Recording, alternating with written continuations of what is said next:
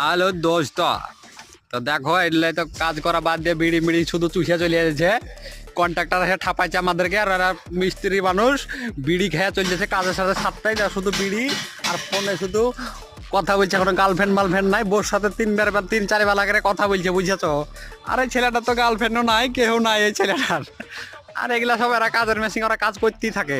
এই দেখো এগুলা সব দেখো আমরাই করিয়াছি, আর এরা শুধু ফোন করে ফোনে শুধু কথা বইয়া চলে যাবে, কোনো কাজ মাজ কিচ্ছু করবে না রে বহিন। দেখো আর এই ছেলেটার হাসি দেখে কিছু মনে করো না, ছেলেটা হাসতেই থাকে শুধু।